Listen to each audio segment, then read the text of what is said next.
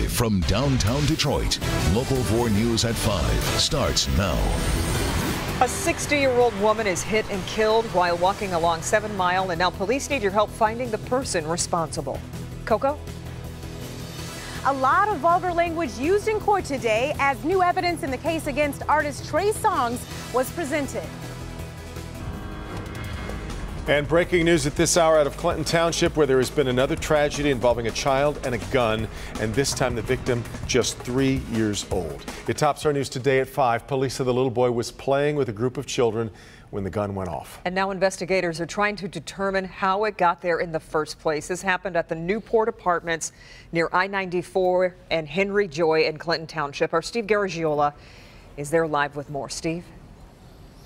Well, it's just a heartbreaking tragedy, what happened out here this afternoon. This is still a very active scene. A lot of friends and family stunned here out here to console each other. And police have now just closed off this entire area. One of the officers out here with a metal detector. Clearly they are looking for a shell casing someplace here in the grass because there is no weapon. That weapon disappeared, as did the man who apparently brought the gun here. So still many mysteries that they need to solve.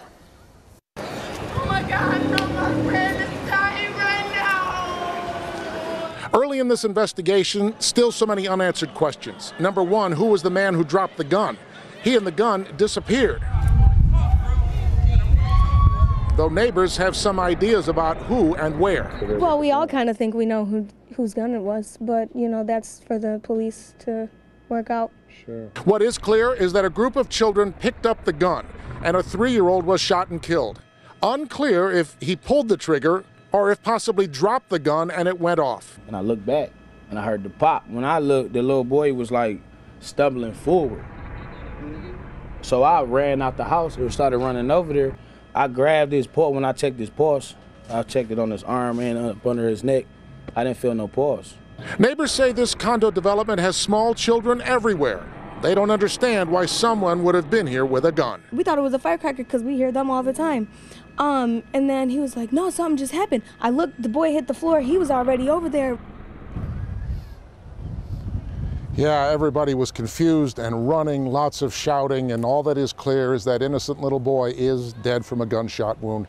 Detective talking to people, officers still investigating, again now looking for a shell casing, because when they do identify that gun and find that weapon, you know, hoping to match the two. But a lot of investigative work still needs to happen out here.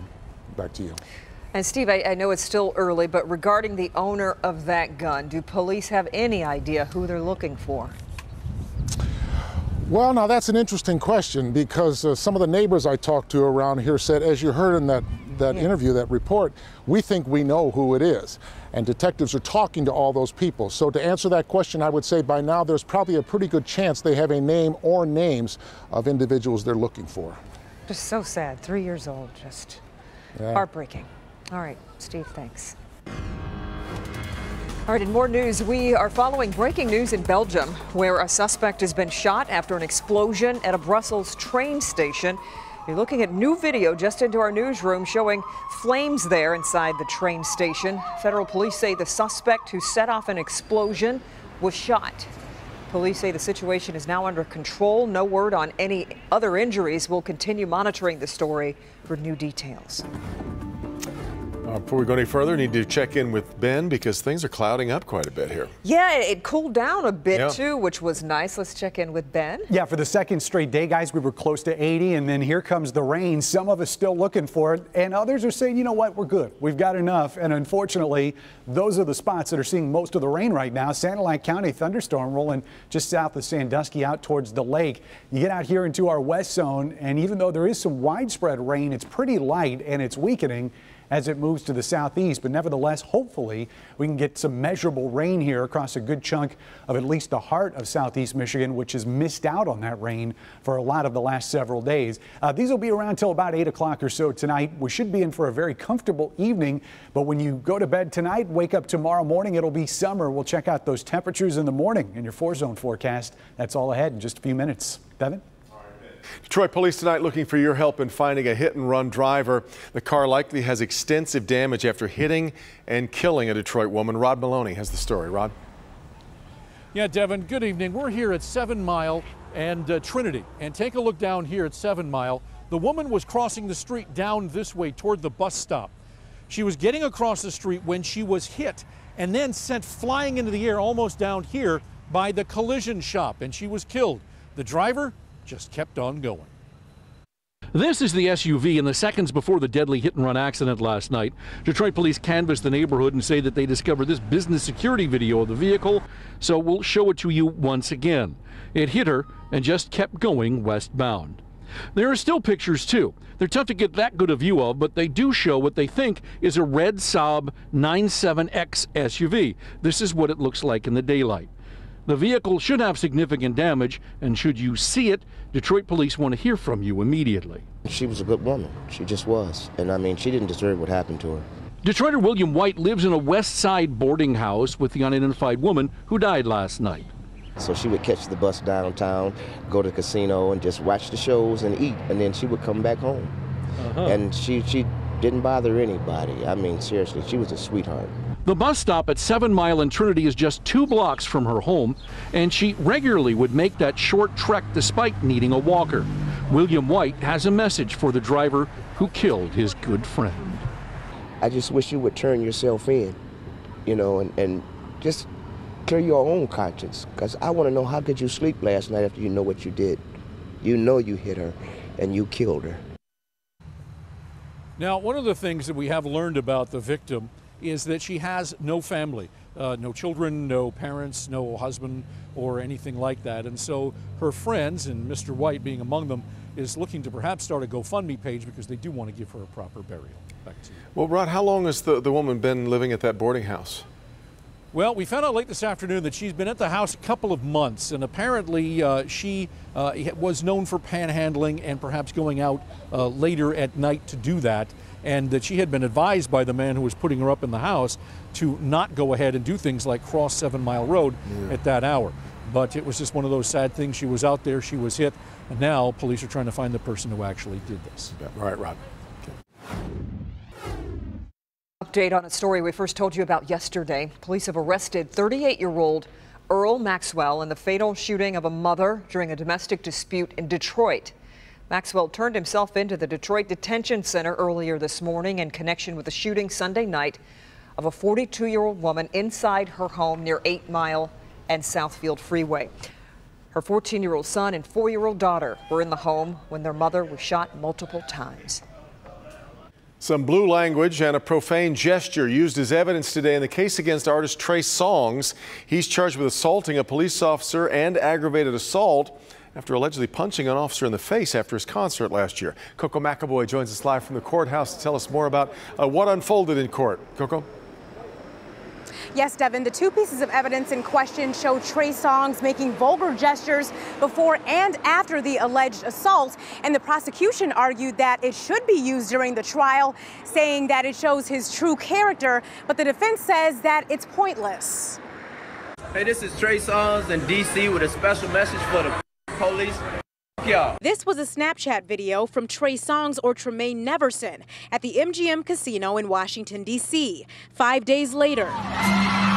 Cut me off, I'm going crazy. Chaos at his concert in Detroit after his microphone was cut off. Police say he punched an officer. Your Honor, it is alleged that during his arrest, where he punches the police officer that he's charged with, he is saying vulgar terms to the police.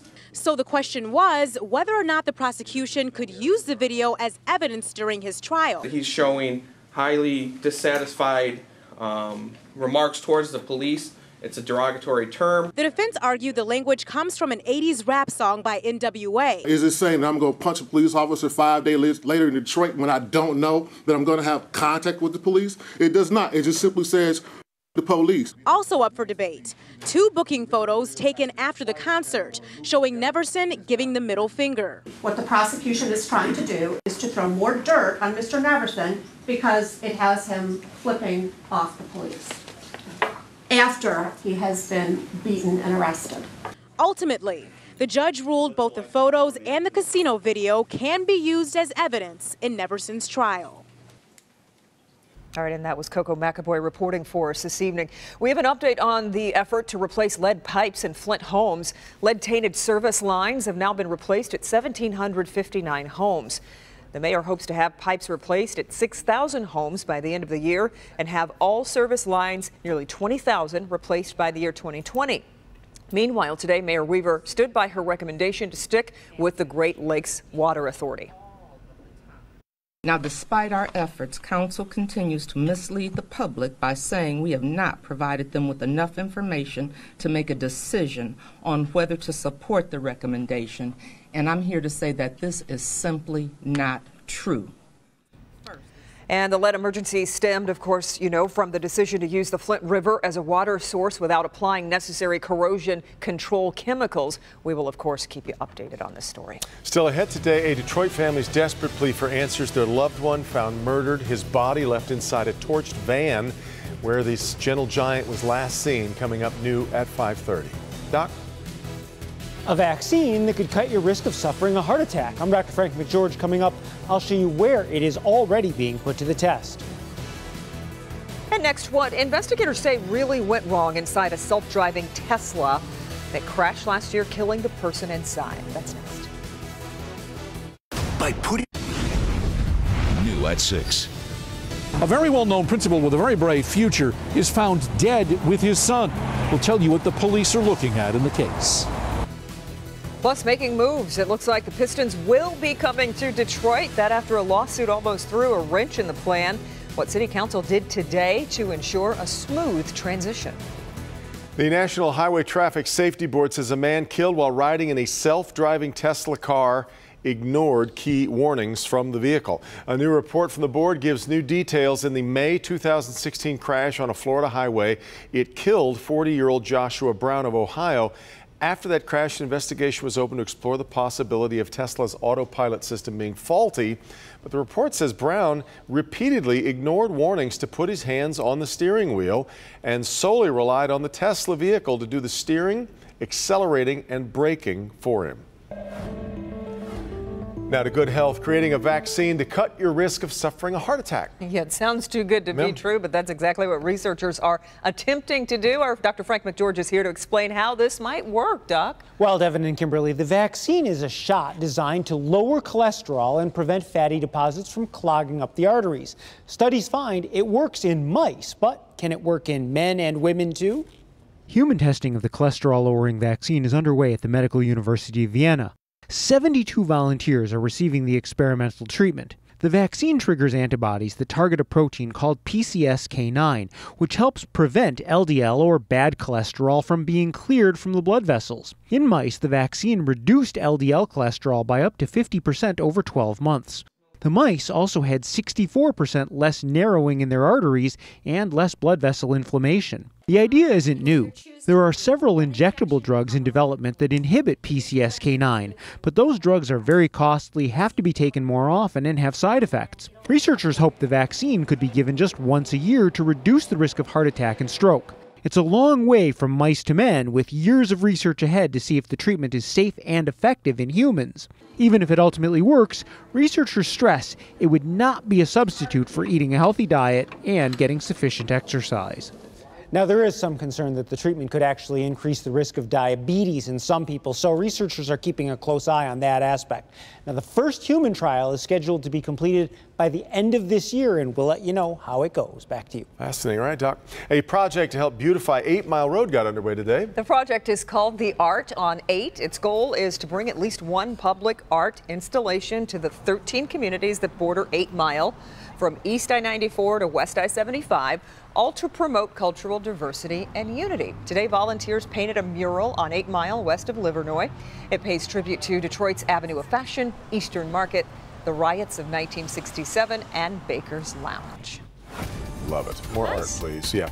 Until the clouds rolled in fact, there was a great shot of today. Was exactly why we put up with Michigan winters. That's right, not because bad. We get this. Yeah, you know what? I had the windows open this morning, and people are going to hate me for saying this, but it smelled like football.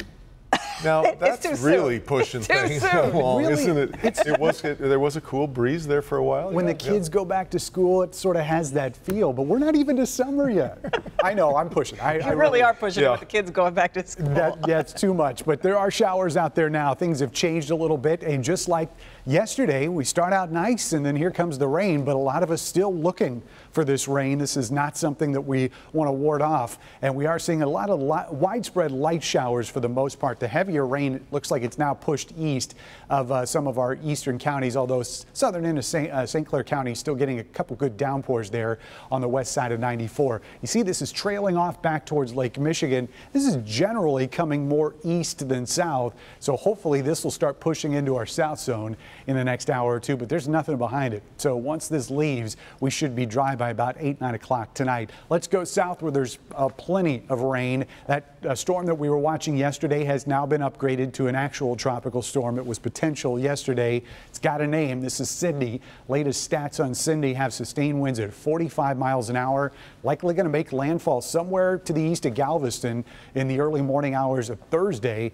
Winds are only going to be about 45 miles per hour, but could be bringing a decent amount of rain inland, and then that should dry up before it hits the Mississippi on Friday afternoon. Rain has cooled things down here in the state. We're seeing a lot of 60s here for the majority of the lower peninsula, but places that have not gotten the rain, 77 right now in Detroit, 77 in Adrian, still below average for this time of year. So we've got the chances of rain through about 8, 9 o'clock tonight. That disturbance moves through, and it's going to be another cool, unseasonably cool night. We'll be in the 50s overnight, and then as we get into tomorrow, high pressure settles in, and that should keep us dry. You saw a couple blips there on the model. I don't think that we'll see anything in the way of precipitation, but everybody starts out our first partial day of summer in the 50s. And again, this is below normal. 58 degrees in the city, mid 50s up here towards M59. Looks like we'll still be in the 50s here in our south zone, anywhere between 52 in Onstead, 56 out towards Monroe. Right around 50 degrees. In fact, some of our coolest temperatures may be here in our west zone, especially the further west you get. Howell, Chelsea, and Manchester right at 50 degrees in the morning. And in our north zone, low 50s here generally for low temperatures as we start out again tomorrow, which is going to be our first day of summer. Mostly sunny skies tomorrow. We'll skip the rain in the afternoon and stay pleasant all day. 78 for the high temperature. But as temperatures warm there Thursday and Friday, humidity comes back too, and the chances of thunderstorms. So it's not going to be too long before it does start to feel like summer in here, and we will unfortunately carry those chances of rain into the weekend. You'll notice what's going on Monday. We'll just ignore that, and maybe it'll change. Somebody predicted that yesterday about this time. Somebody did. Somebody did. Honorary meteorologist. I don't think it took much meteorology. Just a lot of history with it. All right, Ben. Still ahead, the System 1 airline is testing out that could change the way people leave an airplane after it's landed. We'll have that, plus an unhappy surprise at a Michigan auto dealership. Why police say the criminals who did this are expanding their territory. Next.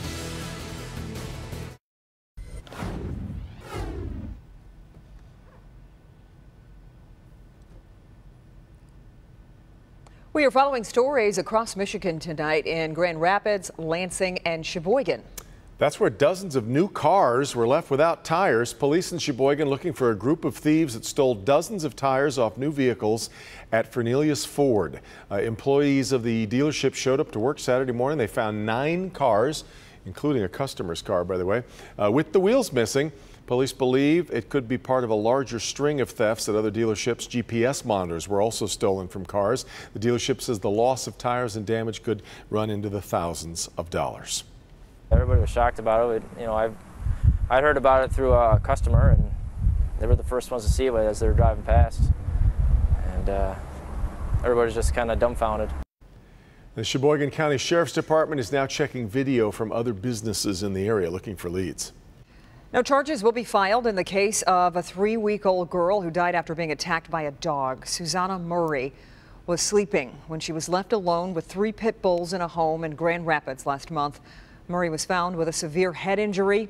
One dog had blood around its mouth, but investigators say the infant's mother and a friend were outside for 5 minutes to smoke a cigarette and that the dogs were not known to be aggressive. Attorney General Jeff Sessions spoke in Washington today where he announced a new program to help some of the most violent cities in America. This program will enhance our support of state, local, and tribal enforcement so we can more effectively investigate and prosecute violent criminals, especially those involved in gun crimes and drug trafficking and gang violence. The program is called the National Public Safety Sponsorship. So far, 12 cities have joined, and those include Lansing and Toledo. Several more expected to join in the coming months. New at 5:30. The school year coming to a close, and now we are taking you inside our adopted school, Thurgood Marshall. You'll see the big transformations that have been made and how they've affected the kids in this building. Republicans are pushing for a health care vote next week, but for many, the bill is still a secret. A man shot to death, left in a burning van. His family and friends want to know who committed this murder. We love this man beyond compare. Their search for justice next. Live from downtown Detroit, Local 4 News at 5:30 starts now. He was known as a gentle giant. His family still can't believe he's gone, but tonight they're hoping you can help find his killer. And we'll start there at 5:30. Whoever wanted Larry Merritt dead went a long way to cover up this crime, hoping to burn any evidence that police might find. But Larry's family knows someone has information about who took his life. Jermont Terry has more on their search for justice. Larry Merritt's family remembers vividly the day their phone started ringing, telling them that the brother, father, and friend was found in that torched van. And since then, it's been weighing on them to find who took his life. We love this man beyond compare. It's going on 2 months, and these loved ones are still in disbelief after Detroit police found Larry Merritt shot to death inside a burning van on McDougal off McNichols on Detroit's east side. No way somebody should be burnt beyond recognition in a van like that, you know. Merritt was affectionately known as Hollywood. He was also a member of the motorcycle club, Hellraisers. He always had that listening ear. He listened to you. Which is why friends and family can't understand who would want to hurt the gentle giant. He was the type of guy that you had no problems being around. He was not a bully. So for whoever did this to him, it makes all of us feel extremely bad. Merritt was last seen leaving their club on April 28th, but he never made it home. His aunt says the pain is still fresh nearly 2 months later, and she's hoping someone will speak up. We're just praying that somebody somewhere knows something that'll just please step up to Crime Stoppers and help us try to get this solved. The family says Merritt had no known enemies, which makes this murder that more complex. They are concerned that this might have been a robbery that just went bad. Of course, if you know anything, you are urged to call Crime Stoppers. You can get a cash reward. Reporting in Detroit, Jermont Terry, Local 4. All right, Jermont. Lake Orion Community Schools are going to reopen tomorrow as police continue their search for a runaway teen. 16-year-old Nathan Greiwe was on a weekend pass from Oakland County Children's Village when he took off from his home with his grandfather's gun. This was Monday morning. While police are still searching for the teen, the schools are going to resume their summer programming tomorrow. The Lake Orion superintendent says all schools are going to have increased security, though, throughout the day. What is in the health care bill? That's what Democrats, even some Republicans, are asking tonight as GOP leaders look to push for a vote by the end of next week. Blaine Alexander is on Capitol Hill this evening with more on what some are calling a secret process. And good evening to you from Washington. Remember, this is the Senate's crack at repealing Obamacare, a bill that, if passed, would affect millions of people. But right now it appears that only a handful of senators even know what's in the bill that they're expected to vote on next week. For many, it is a secret bill on Capitol Hill. We have no details on what the Republicans are cooking up behind closed doors. A Republican health care plan leaving even some Republicans in the dark. I have not seen a final proposal. So who has seen it? A group of about a dozen GOP senators. The plan, release an outline tomorrow, full bill as early as Thursday, and a vote before the July 4th recess. Even some top Republicans calling this a bad process. We used to complain like hell when the Democrats ran the Affordable Care Act. Now they're doing the same thing. And some Democrats want to see it now, marching down to the Congressional Budget Office where the bill's price tag is being calculated. 3 United States senators in a bill that will probably be voted on next week haven't seen the text. Meanwhile, President Trump again expressing sadness at the death of American college student Otto Warmbier, held captive for more than a year in North Korea. That should never, ever be allowed to happen. The president appearing to lay some blame on the Obama administration. And frankly, if he were brought home sooner, I think the result would have been a lot different. With 3 Americans still held prisoner in North Korea, questions now about whether the U.S. will turn tough words into action. And the State Department is issuing a strong advisory warning against travel to North Korea, but not issuing an all-out travel ban, though some lawmakers say it is time to take that step. In Washington, Blaine Alexander, Local 4. All right, thank you, Blaine. Voters in Georgia's 6th congressional district are deciding today if Republican Karen Handel or Democrat Jon Ossoff will represent them in Congress. The race for the open house seat has become the most expensive congressional race in U.S. history, with candidates and groups spending more than $55 million during their campaigns. The winner of the election will represent the longtime Republican-held district in suburban Atlanta. $55 million on a rep race. In London, police are still questioning the man who admits to ramming a van into a crowd of Muslim worshippers outside a mosque on Monday. The man has been identified, 47-year-old Darren Osborne. He was never on any extremist watch list, but London police preparing now to charge the father of 4 with terrorism. Police say Osborne drove 175 miles from his home in Wales to North London before the attack, in which 1 man was killed but 10 others injured. In France, south of Paris today, police raided the home of the man who rammed a car into a police van on the Champs-Élysées. The man died in the attack on Monday. During today's raid, police arrested 4 of his relatives, including his father and his brother. French officials also said they found a collection of weapons stashed at the man's home. They say he did have a gun permit, despite the fact that he was on an extremist watch list. Closer to home, Woodward Avenue Presbyterian Church, known to many as St. Curvy, is showing its age. You might expect, considering it is 107 years old, an age at which buildings often sit at sort of a crossroads between historic and potentially hazardous. But St. Curvy just got a new neighbor who's not willing to let it fall into disrepair. Computer Tech Corporation bought St. Curvy and is working to restore it. Photojournalist Alex Atwell gives us a look. I think the history of Detroit is in its architecture. A core part of what is in every Detroiter is the buildings that we've seen and grew up with. This is one of those cornerstone buildings along Woodward. It is the castle. It is St. Curvy. It is the Abyssinia Church. Hi, I'm Al Fields. I'm an Executive Vice President at Computech Corporation, an IT staffing and services company headquartered in Detroit, Michigan. How did we get involved in this? We had purchased the old technology school across the street. We're going to build that for call centers and put Detroiters to work. During that process, this building was falling apart. We had the opportunity through a foreclosure to purchase it so we can protect our investment there, but also protect the neighborhood that we plan to move into. It's called St. Curvy for a reason. You'll see the upper balcony is curved, which is very unusual construction for that era. It's stunning to walk into this facility for the first time, even in the current state. You look around and you see what it once was, the grandeur. It's been used for countless videos, it's used for movies, it's used for congregations, but more importantly, it is used for the community. And our goal is to keep that community element here. It is worth saving.